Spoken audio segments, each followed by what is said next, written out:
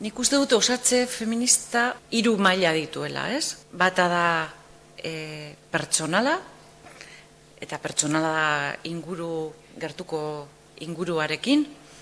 Beste bat intimoa, norbera bere gorputzarekin eta apurtuta dagoen ni horren, ez dakit, osatze kolatzearekin.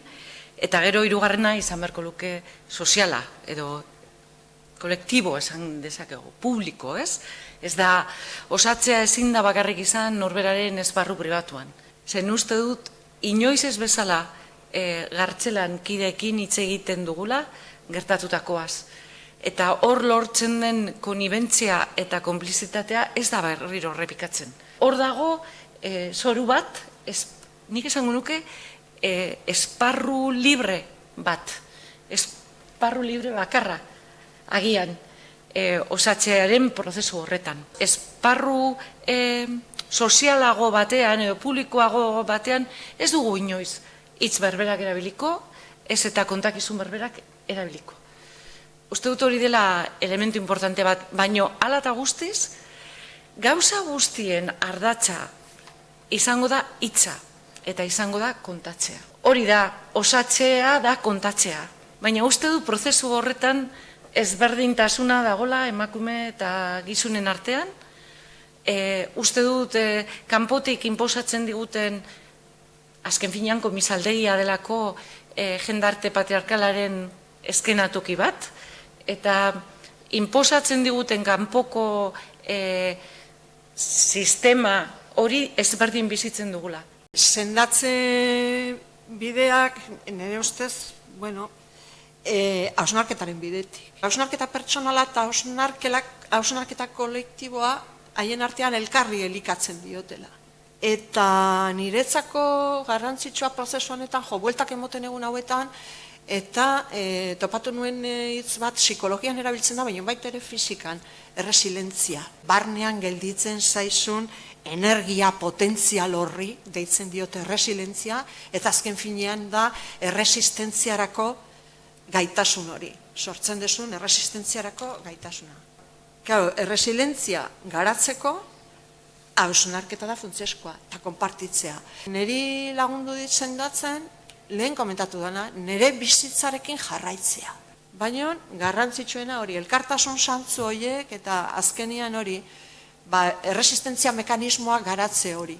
Eta empatiaren garrantzia, zu komentatu duzu, agian emakumeen artean, empatiarako hori esaten dute behintzat, ez da? Emakumeok empatiarako joera gehiago dakagula, da igual gizonengan ez dagoela aspektu hori hain garatu, ez da? Empatia, nik ezakit hori den bakarrik, edo zaintza gaia oso barneratua dugulako, txikitatik, eta orduan guretzako errezagoa da ondokoen zaintzea. Ni sendatzen hasi nintzen, benetan kontzientzia hartu nuenean, apurtu nindutela. Osea, zatituta, ez? Zatituta nengoen. Eta da kuriosoa, eta egia da, zuk esan duzunean, askotan ez gara konturatzen zenbateraino, ez? Baina torturatuen zenideak ere zepa iratzen duten da. Agian da, autodefentsa ez duguzulako nahi jakin. Eta da, asumitzen hasten zarenean, ez? Bizipen bat dela, bai? Eta aurrera goazela, eta egiten duzu aurrera. Eta emakume izateak, nik uste dut, abantaia ez dakit, baina sendatze bidean, ezaugarri hoiengatik bai errestasunak ematen dizkigutela, ez? Ematen digula. Eta nire atean, ireki beharrean, ondokoa irekitzen zutenean, kriston lasaitu hartzen nuen. Eta sentsazio horrek barrutik jaten ninduen.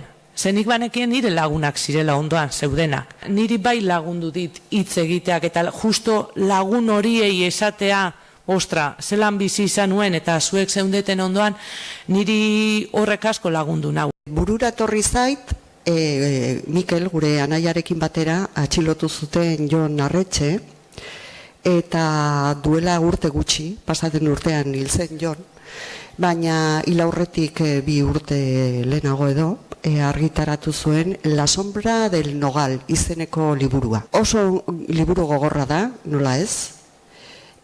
Oso ongi islatzen du zein den hor bizi den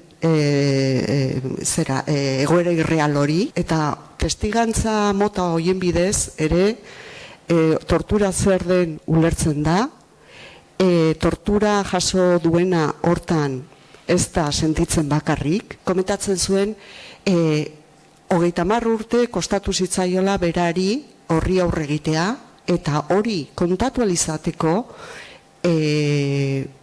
tonua aurkitzea eta momentua aurkitzea. Argi dago, torturan islatzen direla, patriarkatuaren zutabe guztiak, esan nahi dut, komisaldegian eratzen da potere harreman bat.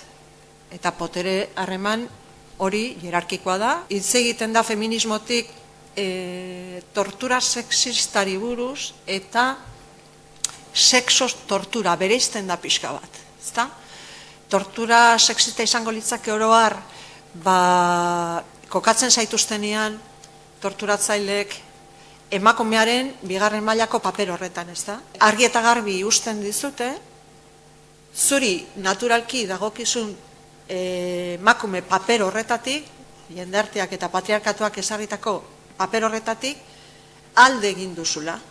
Eta horregatik merezi duzula zigorra. Eta sexu torturari buruz, edo tortura sexualari buruz hitz egiten dute ja, hain zuzenean bortxaketa ematen denean. Baina nik esango nuke, klaro, tortura espezifikoa denean, berez, definizioz, sexista dela, zen gizonak ere bortxatuak izan direnak baditugu Euskal Herrian, alegia. Bakoitzari, sexu bakoitzari, ematen dio tratamendu berezitua sexuaren arabera. Eta sexu eta zure sexualitatean zauriak sortu nahi dituzte, apurtu nahi dizute horretan ere. Emakume torturatzaileak ere badaude, eta hauen rola zein den ere aztertzekoa da ereduen inguruan. Ni bakarrik izango nuke, bai komisaldegia eta bai gartzela instituzio hierarkikoak direla. Eta instituzio hierarkikoetan potere harreman joku bat ematen da. Eta beraz, potere harreman horietan transmititzen da menpekotasun bat, emakumeen kasuan sexu indarkeriaren bidez, bereziki, beraz, tortura sexista da eta sexu tortura ere badago. Orduan, hemen ikusten ari gara tortura ez dela teknika hutsa, tortura dela testuinguru bat, tortura dela lusaz mantentzen den aztarna edo motxila bat. Hain elkarren ondoan dauden edo elkarre ez dakit eragite dioten, ez dakit ideia bera den, ez den, egia, aitortza eta erreparazioa non bukatzen den hitz baten esanaia eta non hasten den hurrengoarena, eta orduan hor egiteko gauza gehiago gelditzen dira. Nik azpimarratuko nuke impunitatea hitza gaur uste dut behin atera dela, baina impunitatea ez, eta nik uste dut niri geratu zaidan aztarna da, hain ikusten duzu impunitate osoa dagoela, dena dagoela libre, heltzen zara dena sinistera, esaten dizute, nola sinistu zenuen?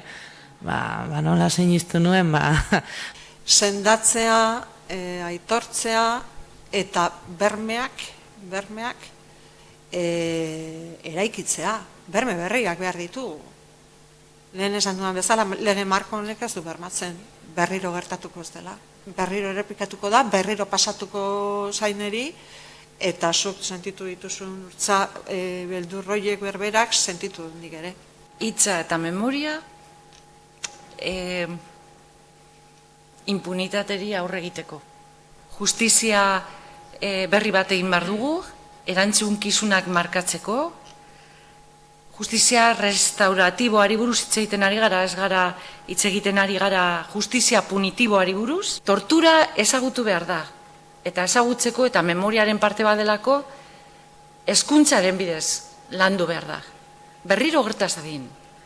Bermeak ez dira bakarrik instituzionalak izan behar, legen bidez, errelatoaren bidez ere, kontatu behar dira. Hau berriro gertaz dadin.